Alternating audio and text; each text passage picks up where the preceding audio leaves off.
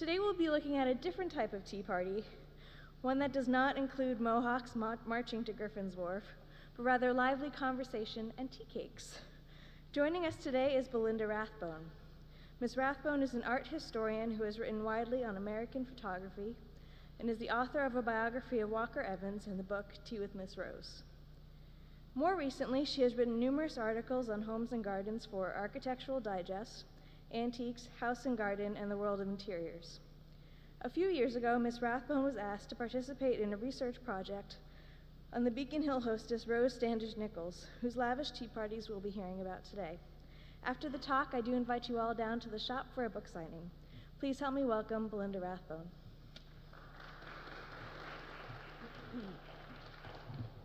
Thank you, Eliza, and thank you all for coming. I'm so honored to be here. Is the sound, is that working? Okay, great. Well, I realize I'm in a very historic place, and to talk about tea here is sort of overwhelming.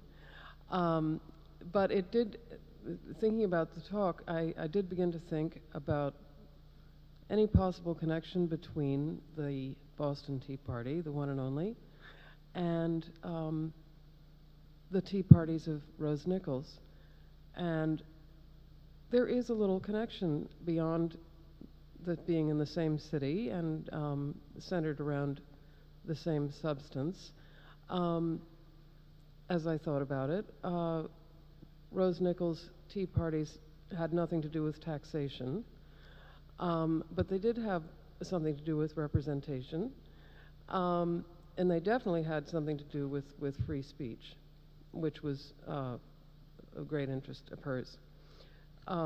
Talk, really, between people of all kinds was something that interested her very much.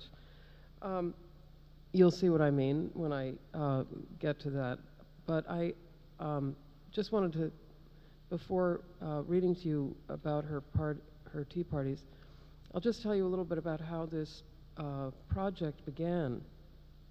Elaine Negroponte is really the author of this book, and unfortunately she couldn't join us, but Elaine is really responsible for the idea and the whole execution of it. Elaine is a resident of Beacon Hill and close neighbor of the Rose Nichols House Museum at number 55 Mount Vernon Street. Some of you may know this House Museum, and you may even know more about Rose Nichols than I do, but if you don't, it's right at the top of the hill. Very special house in that it looks down to the river as opposed to across the street at other houses. And it was allegedly designed by Charles Bulfinch. This may not be true, but it's still very elegant. And Rose Nichols wanted to preserve this house after her death because she wanted to be sure there was at least one house on Beacon Hill that represented the way these interiors were in the old days, meaning her days. And this turned out to be a very good idea because, as you know, since the 1950s, so many houses have been converted, divided, and redesigned and redecorated. So at least we have the Nichols house, which we can depend on as a place we can walk into the past. So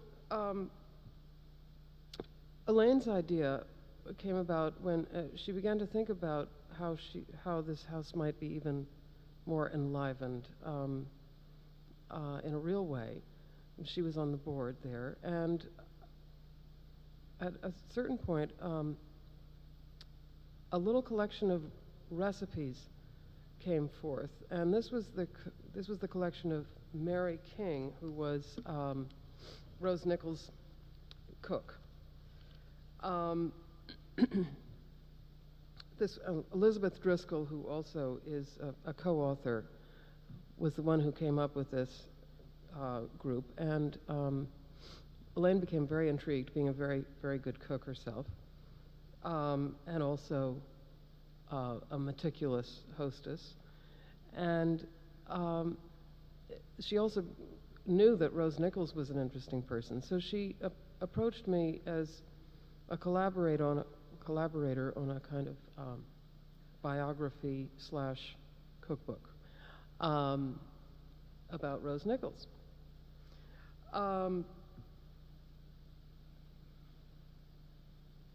It was also just in time, as there were people on the Hill who still remembered these parties, and we really wanted to capture a sense of what it was like to be there.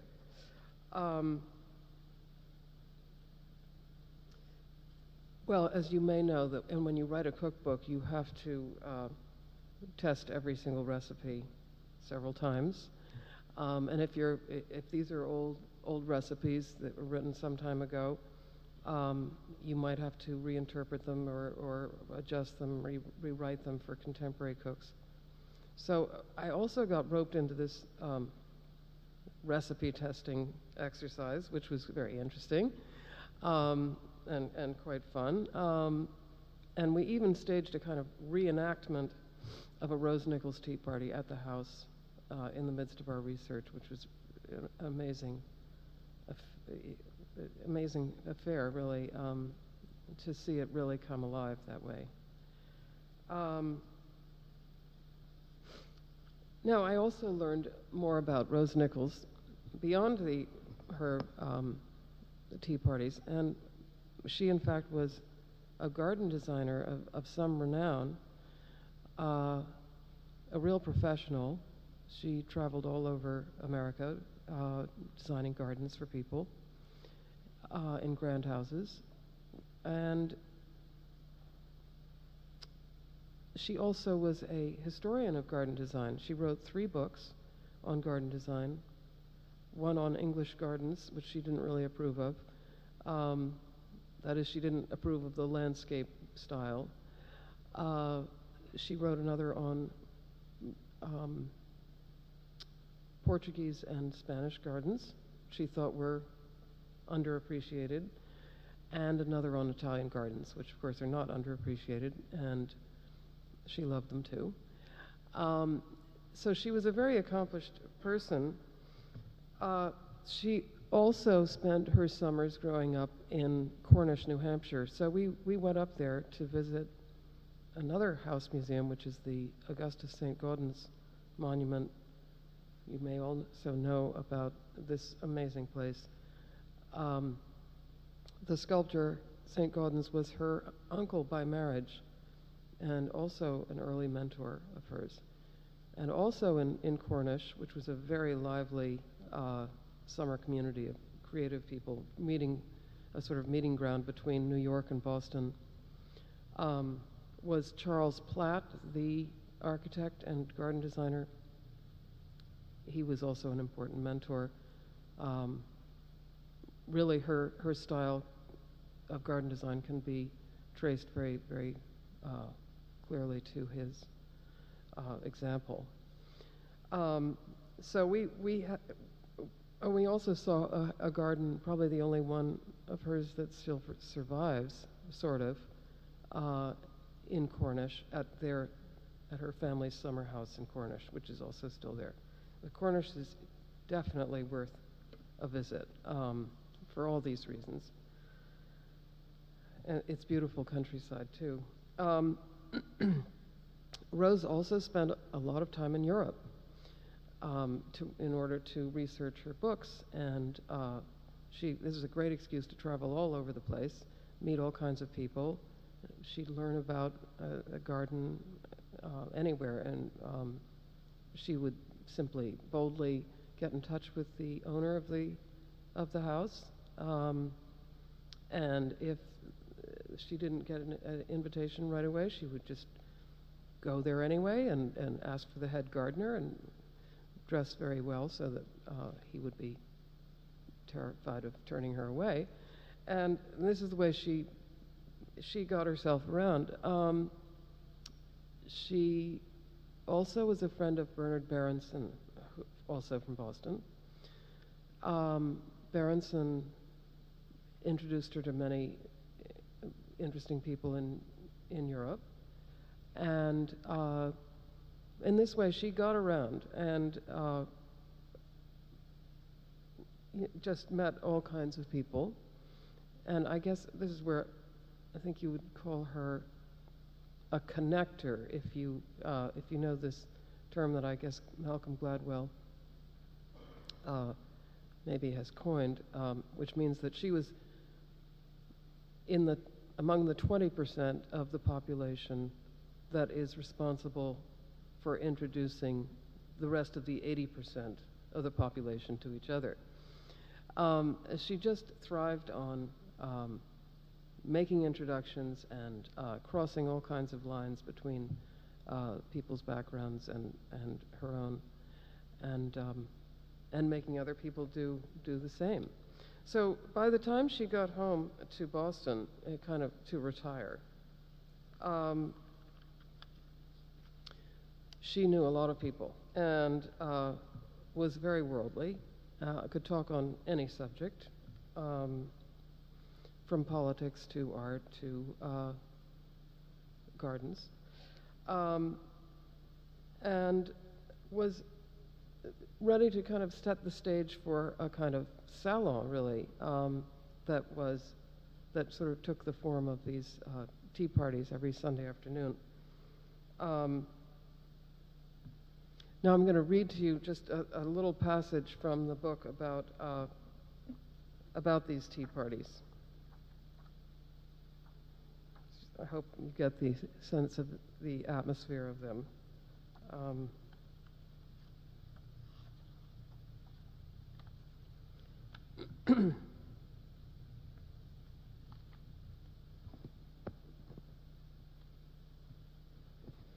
Tea with Miss Rose Nichols was really a salon.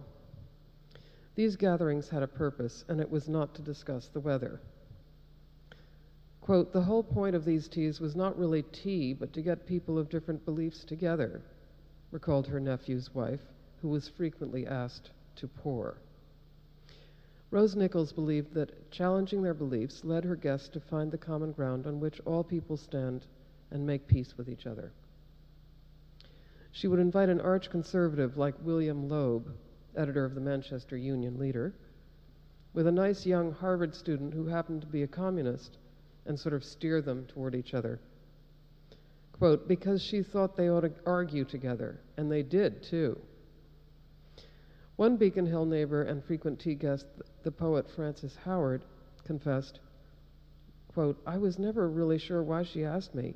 We disagreed on every conceivable subject." But that was exactly what interested Rose. It was not the combination of ginger with cloves that concerned her. That was the cook, Mary King's department. But rather a dash of liberal and a pinch of conservative that promised a good tea. Controversy was her spice.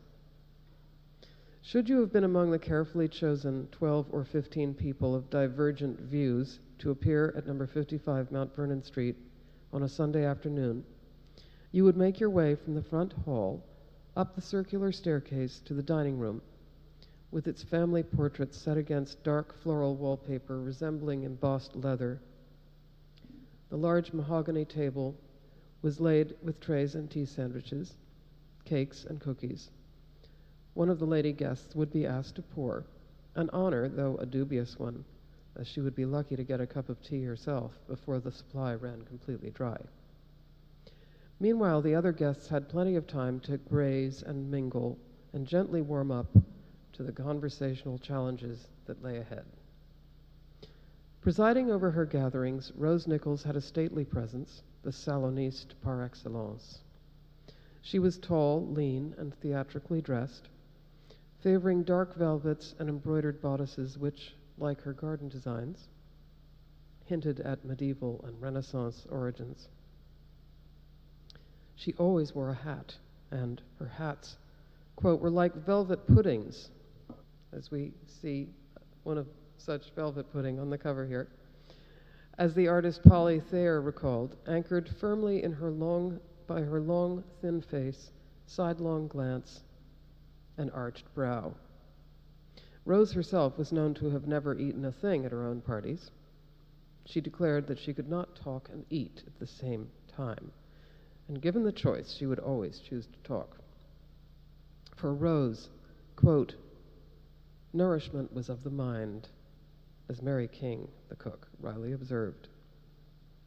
From the dining room, Rose directed the party across the hall to the drawing room, upon which she had lavished her eclectic taste for a medieval Flemish tapestry, English furniture, Japanese porcelain, and Persian carpets, blended here in an overall color scheme probably best described as Old Rose, which now the late afternoon sun bathed in a spray of gold. Here the guests would seat themselves to form a circle. In her distinctive low voice, which some would describe as lugubrious, Rose would call on someone in the group.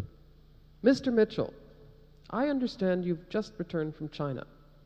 Can you tell us about it? She would pick on people who would be loud and interesting, recalled her nephew. Maybe after 20 minutes or so, she would shoot to a new topic. She expressed not the slightest interest in jokes, or small talk, or the weather. Frances Howard, a frequent guest, recalled that if the party was suitably conservative, Rose would throw out some remark like, I feel we've been unreasonably rude to the poor dear Russians. She would then sit back and bask in the fireworks. In the absence of a hot political issue, she would throw out some sprawling topic like, what is your idea of heaven? Emerging somewhat later, on a particularly lively evening, as late as 8 o'clock, with increasing gratitude for Mary King's cakes and tea sandwiches, and your mental faculties quite exhausted, you would have to admit that something had happened. You had met someone you might otherwise have assiduously avoided. A stranger had become a friend. You had mixed with the younger or the older generation. You had warmed to a foreigner, a commoner, or a nobleman, and forgotten the difference. Your fondly held opinions had been tickled or teased or simply trashed. You had participated in what Rose Nichols considered to be that great Puritan tradition, the broadening of the mind. And, well, that should give you a little idea what I could try to put together from various witnesses. And I just want to tell you a little bit about the recipes in this book, which are quite unusual. Some are unusual because they're very old-fashioned. Things like boiled raisin cake and Aunt Alice Cole's almond cake. Then there are such wonders as the candied mint leaves, which I tried, and it's not that hard, actually. And then the souffled crackers, which really, the only ingredients here are crackers, saltines, and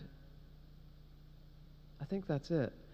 It's extremely hard. In fact, it's almost impossible, but there's a challenge. There are also several recipes that involve tea, but aren't just tea, such as Pilgrim's Punch, Emerald Ice, and Ginger Frappé.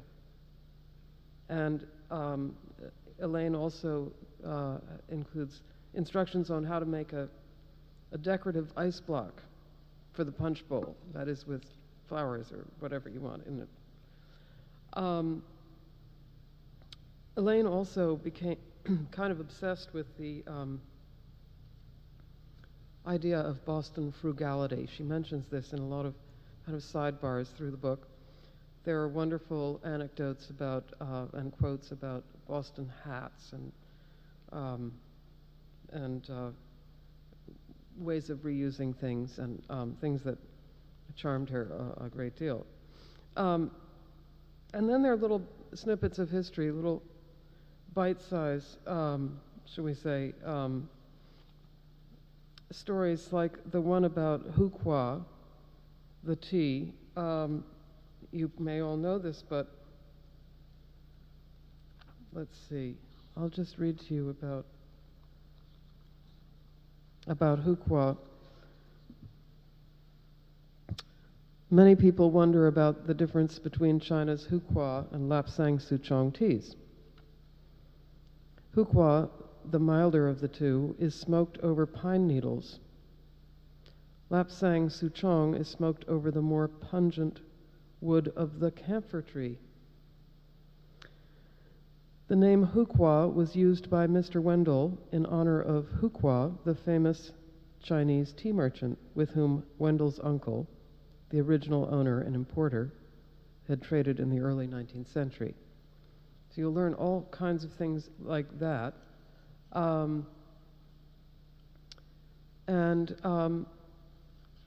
As well as, I must also say that Elaine is a real perfectionist when it comes to how to do things, and has great taste as well. And so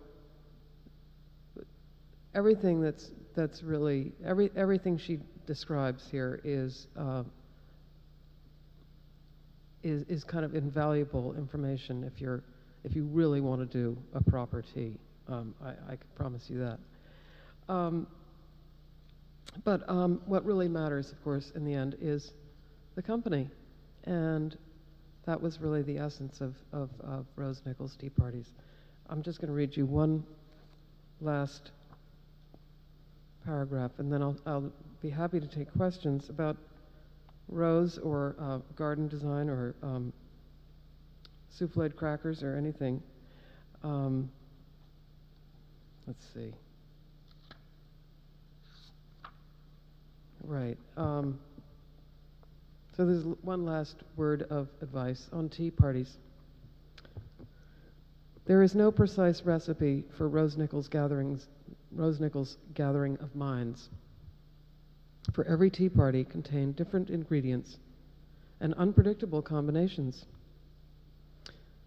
Add a dash of the sweet to the savory. Mix the frivolous with the frugal, the glamorous with the plain, the old with the young, and something interesting, in the best Boston tradition, is bound to happen. Thank you.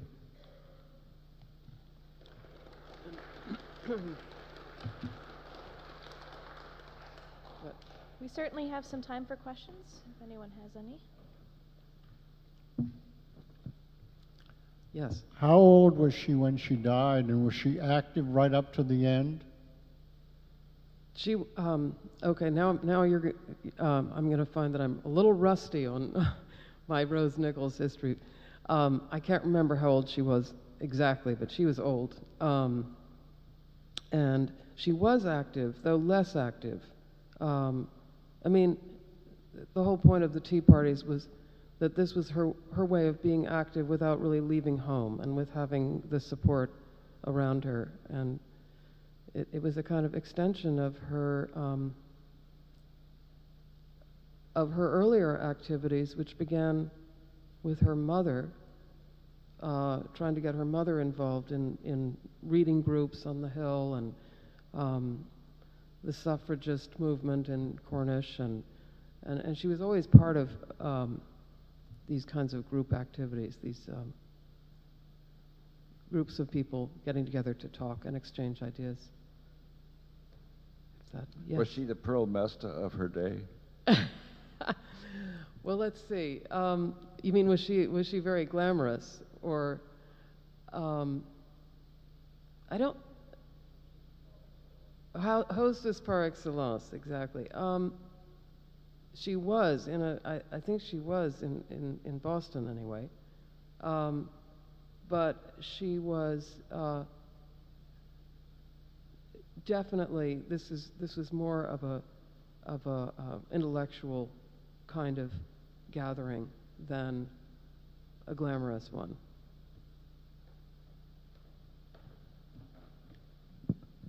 Yeah. Hello, my name is Flavia Sigliano. I'm the director Oh, of the Nichols House Museum. hello, Flavia. How are you? Hello. I just wanted to mention that Rose Nichols was 88 when she died. Thank you. And I wanted to mention that there are two gardens that have been recreated in the past decade, past maybe 12 years. They're both in the Midwest. One is the House of the Four Winds, which is in Lake Forest. It's in private hands. The Redfields own it, and they have recreated the garden. And the second garden that has been recreated to her design are the grounds of what is the Museum of Decorative Arts in Milwaukee. It is called Villa Terra, and both of those have been recreated. And thank you so much for talking about this. This was very good. Thank you. Thank you. Thank you, Flavia. I'm glad you're here. I'm Bill Pear. I'm also from there, and I have two things I will trade you. Okay. Mary King told me that Rose had given a party, a birthday party, 2 weeks before she died. When she turned 88, there was a major party on the main floor, and then she died upstairs 2 weeks later. Having spent the whole summer, she was 87, in Switzerland, seeing her friends. In exchange, I want you to tell us how you souffle the crackers.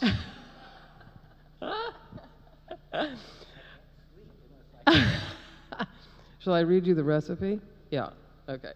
Because I don't know how to souffle crackers. I think I tried this. It was really hard. I'm not sure it's worth it either. But anyway, it comes under, the book is divided into these menus. And everything from the Cornish tea to the Beacon Hill tea, European tea, tea in bed, which is a great idea. This one, I think, is in the kitchen tea. There's no index, but okay, a kitchen tea.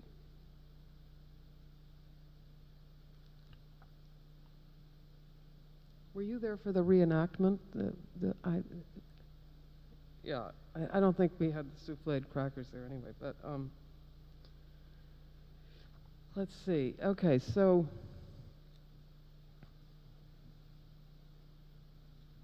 let's see.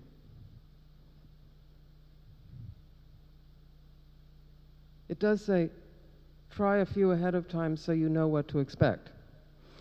1 package of Vermont Common crackers, but that would be saltines. 1 stick unsalted butter. Parchment paper, well greased, ice water, ice tray container of ice. Preheat oven to 500 degrees Fahrenheit. Cut parchment paper to fit into a large shallow-sided baking pan and grease well. Split crackers in half and place on a parchment paper in pan. Cover the crackers completely with cold water and ice cubes, using the ice to weigh down any of the crackers that float. Soak the crackers until they have softened, up to 4 minutes for the harder Vermont crackers, approximately 2 minutes for the more fragile saltine-type cracker. They must not be falling apart, in italics. Drain water. If necessary, rearrange crackers in the pan. Dot each cracker with a quarter teaspoon of butter and bake for 10 to 15 minutes at 500 degrees until dry and puffed. Do not open the oven door during this time. Reduce oven temperature to 375. Continue to bake for approximately 30 minutes or until thoroughly dry and lightly browned. The crackers can be made several hours in advance and then loosely covered with foil. Reheated in a 375-degree oven for 3 to 5 minutes. Serve with sweet butter and good homemade preserves. Yield approximately 50. As I say, I'm not sure it's worth it, but that's the extreme end of this cookbook. There are also some dead simple, amazing recipes. One of my favorites is for broccoli tea sandwiches, where it's just the flowers of the broccoli sort of shaved off with a very sharp knife, mixed with mayonnaise. White bread, delicious. We had to endure cracker pudding at my grandmother's house, and it was a very similar recipe. And by common crackers, those great thick, tasteless ones, which I'm sure you older people are familiar with, where you split and butter and put on the bottom of a bowl when you're putting chowder on top of them. Right. But we had a different twist where my grandmother would split the big, thick crackers and layer them with sultana, big raisins, and then and nutmeg, and then another layer of crackers, another layer of raisins, nutmeg, and douse the whole thing with evaporated milk and let it soak overnight, and then bake it. And the idea at Christmas time was to get as small as possible a portion of it so that you could then lump the brandied hard sauce and the rum and whipped cream. So my grandmother always accused us of using cracker pudding as a vehicle for hard sauce and whipped cream, but I think it's a similar idea. Thank you. That sounds amazing. You often get the Vermont common crackers at the Christmas tree shop in Linfield, and occasionally in Marblehead. Thank you. Good. I see we're all going home to try this. Are there any other questions? We have two more. Well, I was just curious when you mentioned the punch bowl. Did she believe in serving a little alcohol with her tea parties? There's another question for maybe you, Flavia. Because what do you think? She wasn't much for alcohol, and I do understand that the doctor in her later years would instruct her to have a little sherry and eggnog about 11 o'clock in the morning to keep going through the day. And that was about it. Yeah. But there is a recipe in there, which we do every year in honor of Rose and Mary King, eggnog. Oh, yes. And we used to have Francis Howard's nephew play, but he always put more alcohol in, and we didn't do that last week. It was much better. Here's the recipe: a dozen large eggs. This is Bellringer's eggnog. That's in art of Sister Margaret. Yeah, that's in here too. Powdered sugar, quart milk, quart cream, quart bourbon, pint rum, and a pint brandy. And there's nothing said about nutmeg. Mm-hmm. You may be putting nutmeg, and you can double it, and there's very little left ever. I'm sure it's delicious. There are a number of recipes here. This began with Mary King's collection, but we embellished it with a few of our own, just for fun.